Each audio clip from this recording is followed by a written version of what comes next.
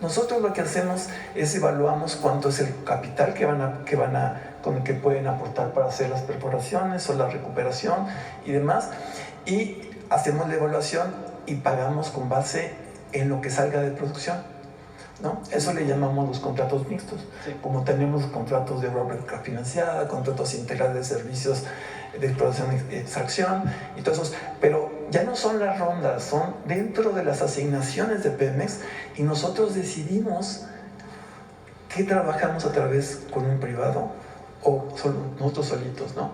Sí. Tenemos muchísimos proveedores de perforación, de reparaciones, de pozos y demás. Entonces es una combinación, ¿no? Que es lo que tenemos, la flexibilidad que nos permite actualmente. Independientemente del contrato mixto, aportarán el 30%. Ah, claro. Lo más importante de todo, y así fue concebir esta reforma que estás haciendo en el Congreso, es que el crudo mexicano es propiedad de la nación. De tal manera que crudo que salga, sea quien lo saque, tiene que pagar al Estado mexicano un porcentaje. Es el derecho petrolero para el bienestar de 30% en el caso de crudo y 11% en el caso de gas natural.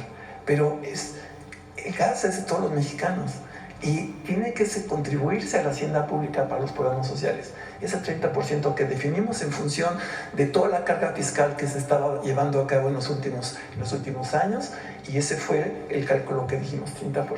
Entonces, de entrada eso. Sí. Y después se recuperan los costos, están las reglas en la ley, en la ley de hidrocarburos, ahí están las reglas de cómo se hace el reparto, y hay límites. Hay límites en la recuperación de costos, hay límites en la participación del sector privado, y le corresponde dentro del contrato a Pemex. Sí, gracias.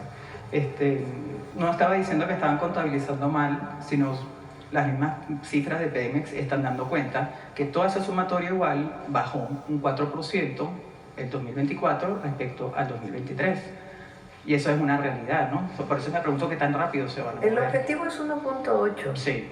millones de barriles diarios. En este momento está 400,000 barriles menos, pero se va a recuperar en este mismo año. Ok. Otra pregunta. La semana pasada usted se refirió en 2 oportunidades a los problemas que tenía Dos Bocas por un problema de salinidad del crudo. Uh-huh. Pero hay reportes de que efectivamente el problema de salinidad podía ser más allá de solamente el tema de Dos Bocas. Y mi pregunta es concretamente si está teniendo Pemex problemas de agua y salinidad en el crudo, si eso está afectando. Es algo que es normal no solo a Pemex, sino a muchísimas petroleras del mundo. Pero es coyuntural. Son las características, es coyuntural, y además hay manera de resolverlo. O sea, no es que el crudo traiga agua y sal y se echa a perder, no. Sí, hay mecanismos técnicos que permiten quitarle el agua, quitarle la salinidad y que puedan entrar a cualquier refinería. Y eso es lo que está haciendo Pemex. ¿Pero es un problema generalizado del crudo en este momento o no? De algunas plataformas, y en particular lo que suministra a la refinería Olmeca estaba teniendo ese problema. Ayer me mostraron la gráfica, están a punto de resolverlo en los próximos 10 días. Pregunto esto porque esto también coincidió con una caída importante de las exportaciones de crudo maya desde México a Estados Unidos en niveles muy bajos la última semana. No tenemos problemas en Pemex ni en la producción petrolera. Son coyunturas que se dan y que se han dado históricamente. No es que ahora haya un problema especial, y hay un plan para recuperar el 1.8 millones de barriles, y vamos a producir los 1.3 millones que se requieren, ¿no?, de hidrocarburos para el consumo nacional. Los compradores de crudo maya han pedido descuento por la condición del crudo. ¿Quieres explicar? Sí, efectivamente nosotros tenemos un problema concretamente muy coyuntural de sal y agua. El crudo, acuérdense que sale de los yacimientos, sale con agua, y entonces sale con sal, mucha sal. Entonces lo que hay que hacer es poner productos químicos para desalar y deshidratar, para tener las especificaciones adecuadas de la calidad del crudo. Pemex Internacional tiene una serie de contratos de exportación y especificaciones muy precisas de contenido de sal, contenido de agua, de sílice, de otros metales pesados y demás. que nosotros controlamos porque es un producto comercial como cualquier otro, ¿no? Es como vender cualquier otro producto, tiene que estar en la calidad requerida, ¿no? Últimamente se han estado quejando un poco de la calidad de sal y agua que trae. ¿Desde cuándo? Es el último mes. Empezó a finales de diciembre y ya lo estamos controlando. Efectivamente el contenido ha bajado muchísimo, ya estamos muy cerquita de las especificaciones, y es coyuntural. Entonces lo que nos hace, no nos han rechazado ningún barco, ¿eh? Okay. O sea, sí se quejan, dicen, no, trae, oye, entonces se penaliza con centavos, en centavos del precio, ¿no? Y siempre es un objeto de negociación. ¿Pero está afectando las exportaciones a Estados Unidos esa calidad del crudo? No, seguimos exportando lo que estamos exportando. Todas las petroleras del mundo. Sí, es parte del... No entiendo, pero no es un problema. Contesto porque yo estudié doctorado en ingeniería en energía. Entonces, este es un problema que tienen muchas petroleras del mundo, no es particular de Pemex. Y hay mecanismos, hay técnicas para reducir salinidad y para reducir el agua en el crudo. Entonces, en este momento, tan es cierto que lo dije públicamente, que había un problema de salinidad, y está haciendo Pemex todo lo que tiene que hacer para poder resolver el problema. Y ha ocurrido en otras ocasiones en Pemex y ocurre en otras petroleras del mundo, no es algo en particular en este momento de gravedad. Otra preguntita. Tenemos entendido que hay una renegociación del contrato del Grupo Carso respecto al proyecto Lakach. Y también tenemos entendido que el Grupo Carso quisiera añadir a Piglis y a Punam dentro de toda esa operación. El ingeniero Slim el otro día admitió que ese proyecto es complejo, pero no dio más detalles. Me pregunto si esto es así, bajo qué modalidad se está manejando, si van a modificar el contrato de servicio que tiene actualmente o habría otro contrato de servicio, o cómo van a actuar aquí respecto a este proyecto que ya fracasó 2 veces antes.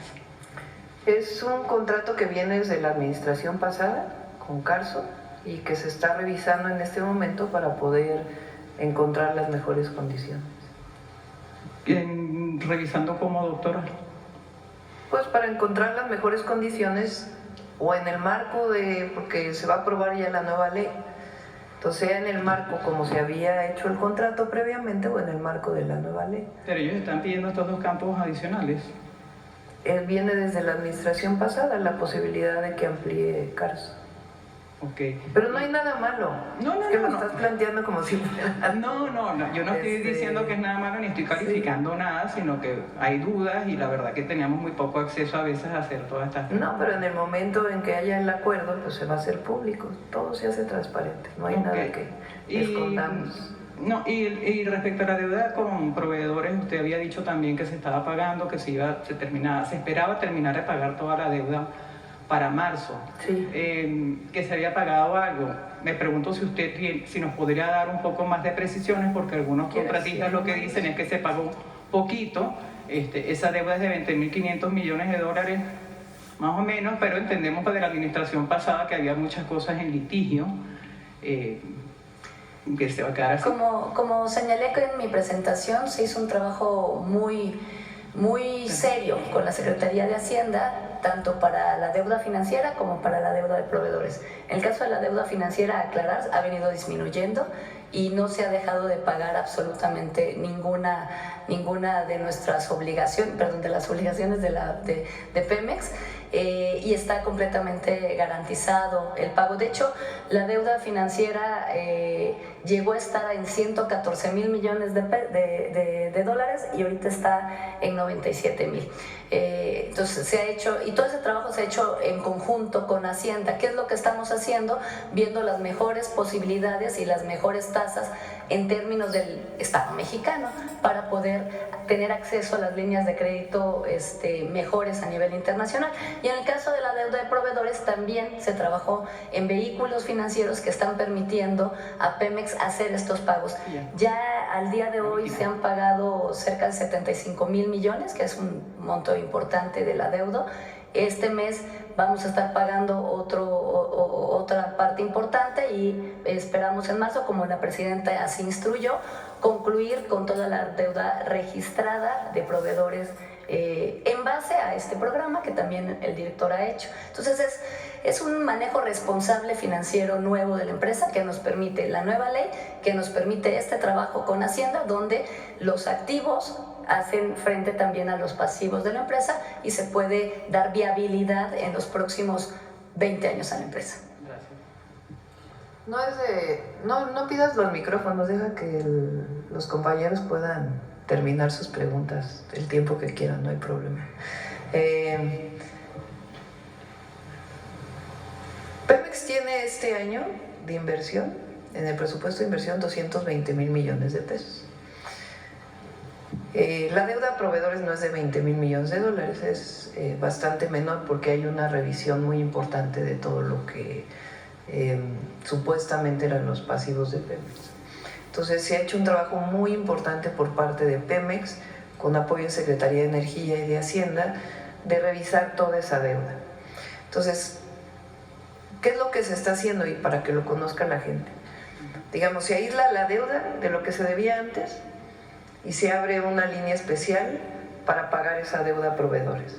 De tal manera que los 220,000 millones de pesos de este año pues vaya directo a inversión y no vaya a pago a proveedores. Porque si no, pues los 220,000 millones de pesos que eran para este año se hubieran usado para pagar los pasivos a proveedores. Entonces, Secretaría de Hacienda abrió un esquema financiero especial para pagarle a proveedores y Pemex, digamos que este año, inicia fresco para poder dedicar todo su presupuesto de egresos a la inversión. Entonces, ese es el mecanismo. Y por otro lado, la deuda de Pemex, la deuda financiera de Pemex, también tiene un tratamiento especial por parte de Secretaría de Hacienda. Entonces eso nos permite pues esta planeación que estamos haciendo ahora, porque se aísla, digamos, la deuda y hoy entran con dinero fresco, más aparte nuevos mecanismos de inversión mixta que permiten a Pemex cumplir con sus obligaciones. Yo digo la cifra de 20.500 millones de dólares porque cuando uno revisa los estados financieros de Pemex, el monto que aparece al cierre del último trimestre es de 20.500 millones. La administración pasada a veces explicó que ese monto contenía muchas deudas muy viejas que no se habían podido comprobar y que estaban muchas en litigio, sí. Pero nunca se dice qué es lo que está en litigio o lo que está problemático y lo que es la deuda. Entonces yo me pregunto si ustedes ya tienen desagregado cuánto es esa deuda con proveedores, la que está documentada y la que se va a pagar. O sea, tienen un monto, no sé, de cuántos de miles de dólares, si lo pueden precisar. Están trabajando en ello. Desde que entramos, desde octubre a la fecha, se está haciendo una revisión pues, de la deuda y los litigios que están y realmente que el pago a proveedores pues, sea real y a quien estuvo produciendo o estuvo invirtiendo realmente, y a quien no invirtió pues no se le debe, ¿no? Entonces está en esa revisión y con gusto en el momento que se termine se dará transparencia para decir exactamente cuál es la deuda a proveedores reconocida por Pemex. Gracias.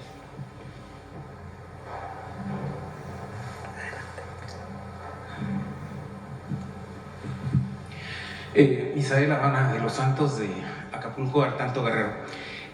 Bueno, a mí se me hace complicado como reportero entender a veces todas las cifras, números que se hablan. Me gustaría que la gente de Pemex me explicara un poquito o nos explicara, tal vez con manzanas, cuál es el objetivo final de este plan para Pemex y qué lo hace diferente de otros y a dónde se pretende llegar. Yo creo que sería necesario para que la gente, la gran mayoría lo entendiera, y tengo otras preguntas para usted. La idea es que Pemex produzca. Primero, venimos de la continuidad de un proyecto. ¿Qué se definió en el sexenio pasado? Diferente a lo que se hacía antes. Que el petróleo que se produce en México sea principalmente para producir gasolina, diésel y todos los hidrocarburos que utiliza nuestro país. En el pasado, el principal objetivo de Pemex fue la exportación. Y durante mucho tiempo funcionaron las 6 refinerías y en los últimos 12 años de Calderón a Peña dejaron ir cayendo las refinerías poco a poco, sin inversión. De tal manera que en el 2018 se importaba alrededor del 60%, ¿no?, de la gasolina o más, casi 80% de la gasolina que consumía México. Imagínense, país que era petrolero, con 6 refinerías, importando gasolina y exportando petróleo. Es como un absurdo, ¿no? Entonces el objetivo ahora sigue siendo el mismo: producir un límite de barriles de petróleo, que es, digamos, y de gas, que es la principal función de Pemex. No más, ¿por qué? Porque no queremos contaminar más y no queremos seguir exportando, sino que el petróleo que tenemos, que el petróleo pues se acaba, es un recurso no renovable, pues se mantenga para las actuales y futuras generaciones. Entonces se limita a 1.8. Todo ese petróleo que se produce, la gran mayoría va ¿a qué? Y gas, a producir gasolinas y diésel principalmente. Hay 6 refinerías que existían, que es el sistema de refinación nacional, y ahora hay 2 refinerías más. Una completa, que es la que está en Texas, que es Deer Park, y la otra que es Dos Bocas. Entonces estas 8 refinerías ahora, que son completamente del Estado mexicano, de Pemex, pues entonces van a permitir que se cumpla con esa demanda de combustibles. ¿Eso qué significa? Pemex para la soberanía nacional. Ahora, ¿qué más vamos a hacer ahora? 3 cosas. 1, la parte de sustentabilidad con mayor importancia. Estamos trabajando para reducir todo el gas que se quema en la atmósfera y que pueda ser utilizado o para inyectarlo a los pozos para producir más o para el consumo de nuestro país. 2, terminar proyectos de las refinerías que habían quedado pendientes, que son las coquizadoras, que permiten que se produzca menos combustóleo y que haya más gasolina y más diésel. 3, vamos a invertir más todavía en petroquímica y en fertilizantes, que fueron los negocios que se abandonaron durante el neoliberalismo por parte de Pemex. Y un cuarto, Pemex va a hacer, junto con la Secretaría de Medio Ambiente de Semarnat, el Centro de Economía Circular en Hidalgo. Entonces eso le va a abrir un espacio adicional. Y hay otras áreas de oportunidad de Pemex. Entonces esa es la principal función de Pemex, y queremos que el saneamiento financiero de Pemex, que inició en el sexenio pasado, pues hoy sea todavía más profundo y permita pues tener un Pemex para muchísimas generaciones en nuestro país. Bien, mi siguiente pregunta es sobre la ciencia. Y que la gasolina no crezca con los gasolineros fuera de lo que nos comprometimos, que es que no aumente de precio en términos reales. Gracias. La siguiente pregunta tiene que ver con las 2 iniciativas que lanzó usted y que ahorita están en las comisiones del Senado, que es la de antireeleccionista y la de nepotismo. Conociendo los estados del sur, por ejemplo, específicamente Guerrero y Oaxaca, hay una tradición en la clase política de todos los partidos políticos de colocar a familiares en diversos puestos. Tenemos familias en Guerrero, por ejemplo, que llevan 20 años en el poder, han pasado la presidencia municipal de uno a otro, a un hijo, a una esposa, XX. Igualmente los diputados también. Entonces, viendo esta situación, conociendo esta realidad, usted no vio o puede ver que tal vez las iniciativas no pasen en estos congresos locales donde hay intereses de grupos donde están amafiadas familias. Pues esperemos que no, que sí pasen las iniciativas, porque es un deseo del pueblo de México. Esto no fue un invento mío, sino que lo fui recogiendo durante toda la campaña, además, pues del tiempo que llevamos participando. Entonces la gente no quiere que haya nepotismo, que se herede un puesto a un familiar. Entonces si un familiar quiere participar en política, pues por lo menos que pase un periodo, ¿no? Pero que no sea que el familiar se lo herede a la esposa. Incluso ahí la Consejería Jurídica puso que en los últimos 3 años no haya sido pareja de la persona que quiere lanzarse, para que no haya ahí ninguna simulación. Entonces, es un deseo del pueblo de México, y la no reelección también es un deseo del pueblo de México, que no haya reelección en los puestos.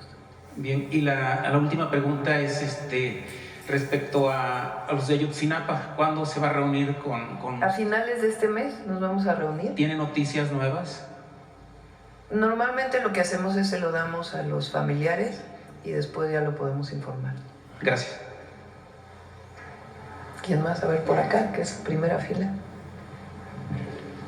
Buenos días, Presidenta. Arturo Solís, de Bloomberg Línea. Quisiera preguntarle sobre el financiamiento que será completado con recursos privados. Si nos puede dar detalles sobre los proyectos y el dinero que esperan, y si esto evitará que Pemex vaya a los mercados el resto del sexenio. Si no queremos que Pemex vaya a los mercados, en todo caso lo apoya la Secretaría de Hacienda, porque es menos oneroso para la empresa. Y por eso apoya la Secretaría de Hacienda en este proceso a Pemex. Y los contratos con privados son un porcentaje pequeño respecto a lo que invierte Pemex. Hay una parte que puede seguir siendo privada, en caso de que Pemex diga, yo ahí no puedo explotar. Entonces, si es necesario, a evaluación de la Secretaría de Energía, puede explotar un privado. Y si no, Pemex tiene todos estos nuevos mecanismos de contratos mixtos, que es muy importante que, o sea, digamos que de las ganancias de un contrato, un porcentaje va para pagar la inversión. Se paga 30% del impuesto para el bienestar, del derecho para el bienestar. Y lo que queda, la mitad de las ganancias van al privado y la otra mitad de ganancias va a Pemex. Es un esquema que estamos planteando por el contrato mixto. De esta manera garantizamos que el privado cumpla con su inversión, digamos, recupere su inversión, tenga un porcentaje de ganancia, pero Pemex también tiene ganancia. Porque antes los contratos, pues prácticamente Pemex pagaba. Ahora no. Ahora el contrato mixto paga al Estado lo que tiene que pagar, paga su inversión y la ganancia se divide. Ese es más o menos los esquemas, y obviamente Pemex genera pues distintas posibilidades en este esquema. Pero tiene hoy presupuesto, repito, para 220,000 millones de inversión, que es un presupuesto muy importante. De inversión estamos hablando de, ¿qué? 11,000 millones de dólares, 11 billones de dólares si lo contaran desde Estados Unidos. Entonces es un presupuesto muy importante para Pemex en el presupuesto de egresos de la Federación. Y este porcentaje de donde Pemex decida que requiere un apoyo de privado es un esquema establecido por la ley que garantiza la ganancia al pueblo de México, pues el pago de derechos y también la propia ganancia a Pemex. Y esto pues varía mucho dependiendo del tipo de pozo, dependiendo también pues del tipo de contrato, pero está acotado, no es como antes, que los contratos con privados pues eran muy leoninos y era todo para beneficio de unos. Todavía no tienen detalle entonces de qué proyectos podrían entrar. Están trabajando en ello y con gusto. Tengo toda esta información porque nos reunimos cada semana y evaluamos personalmente todos los proyectos que tiene Secretaría de Energía, Comisión Federal de Electricidad y Pemex. Entonces están trabajando en varios de estos proyectos y en el momento en que estén listos, por supuesto, que sea transparente. También quisiera preguntarle por el tema de cómo van a armonizar la legislación secundaria de Pemex y CFE con el tratado entre México, No hay Estados Unidos y contradicción. Canadá, en los capítulos precisamente de inversión y de empresas públicas en No temas de... no hay contradicción. No, se va a armonizar, pero ¿cómo? No, pues es que no hay contradicción entre el Tratado de Libre Comercio y las leyes que se presentaron. Ok, y también preguntarle por el tema de Dos Bocas, ¿cuándo tienen la fecha ya para que empiece a producir a la capacidad máxima de combustibles? Está en niveles mínimos que no rebasan el 0.1% todavía. Entonces, ¿cuándo esperan que empiece a trabajar a su capacidad? Bueno, la promesa de Pemex es este mismo mes. Los 2 trenes. Okay. Y por último quisiera preguntarle qué va a pasar con la desaparición de la CRE y la multa que impuso a Iberdrola por la supuesta venta de energía ilegal. ¿Se le va a condonar o la va a seguir? Esos litigios siguen. Esos no se condonan, ni mucho menos. Y se hace ahora con la CRE y la Comisión Nacional de Hidrocarburos, se hace la Comisión Nacional de Energía, que es un organismo desconcentrado técnico de la Secretaría de Energía. Nada más en ese sentido, preguntarle si va a continuar la publicación de toda la información que tenía la CNH y la CRE. Sí, por supuesto, es obligatoria la transparencia. Ya viene, bueno, ya la presentó, ¿no? Raquel, la ley de transparencia, ya se va a presentar al Congreso también. Muchas gracias, presidente. Bueno, vamos, ya son 9:06, vamos con la última acá. ¿Qué tal? Muy buenos días a todos y a todas. Juan Hernández de Llano Basta, Tabasco hoy, Campeche hoy, Quintana Roo hoy de Grupo Cantón. Primero, nada más para que quede digamos, claro, no se ha mencionado, bueno, o se ha tocado de manera muy superficial todo el daño que dejó la corrupción precisamente a Pemex.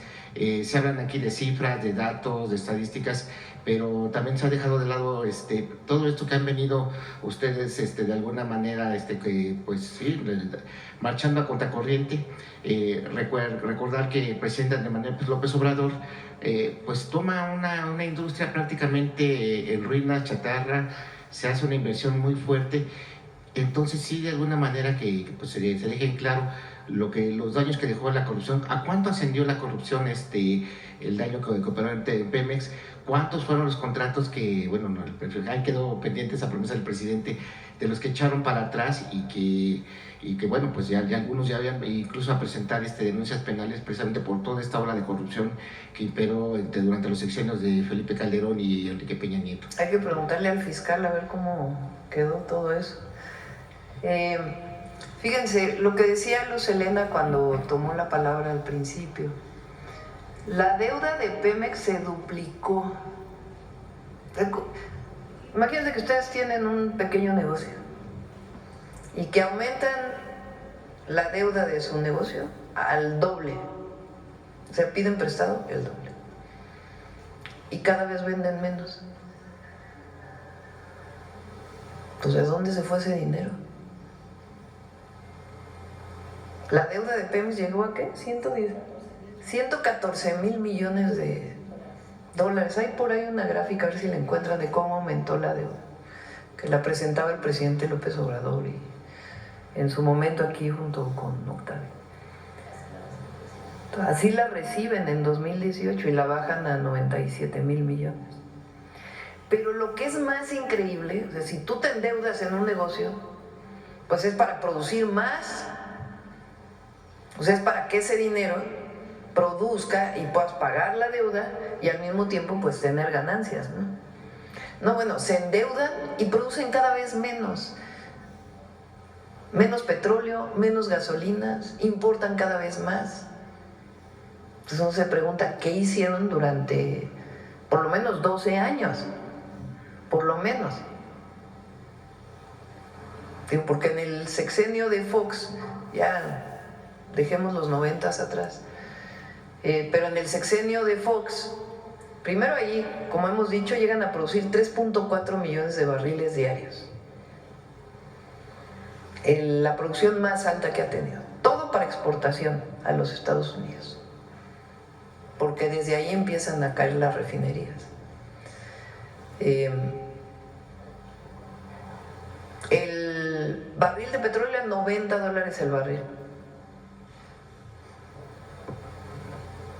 Ahí está la deuda. O sea, con Calderón pasó de 68.9 a 82.8. Y con Peña de 86.7 a 132.3.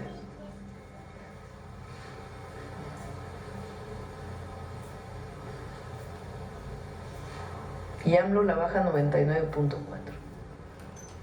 Puede depender las cifras que dice Luz Helena por el año en donde están los pesos, lo que explicaba hace rato, el año base. O sea, ahora por ahí está cómo cayó la producción de petróleo. A ver si la tienen por ahí. ¿Cómo cayó la producción de petróleo?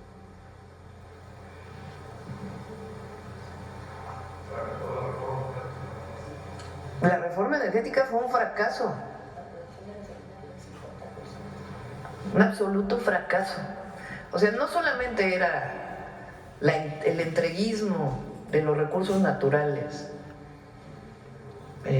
y de las empresas públicas, sino que además no cumplieron con lo que prometieron, que se iba a producir más petróleo. Según esto, en la reforma energética decía que querían llegar a 3 millones de barriles diarios de producción. Cayeron a 1.6. No, a ver si... Entonces, refiriéndome a lo de la corrupción, todavía tendrían que explicar más allá de Overdrecht y quienes hoy, ya no sé en qué situación estén jurídica, pero lo que es increíble es cómo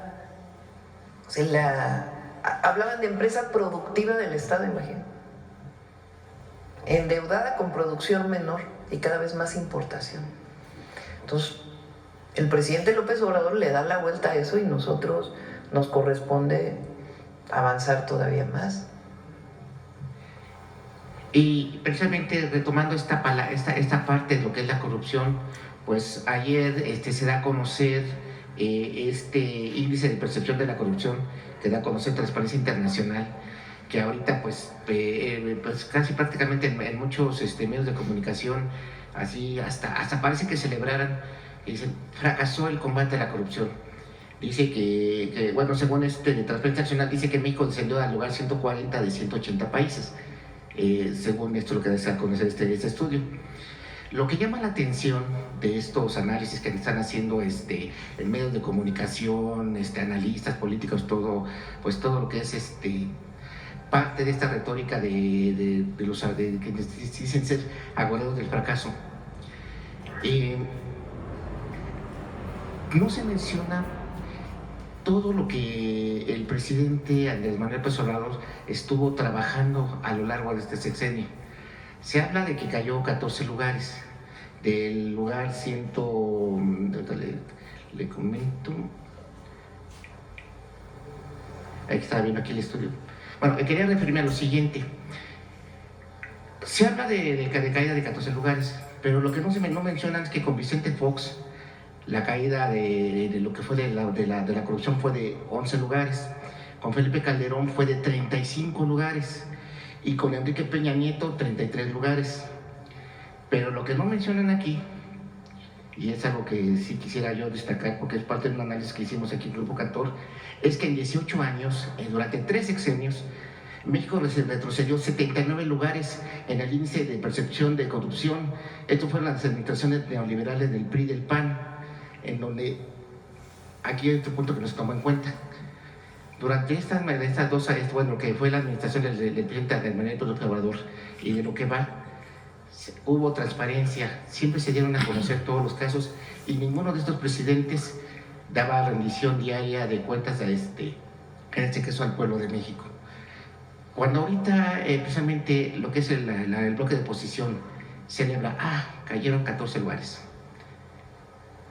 Pero precisamente en este estudio decía, se mantuvo México constante, digamos, en un lugar.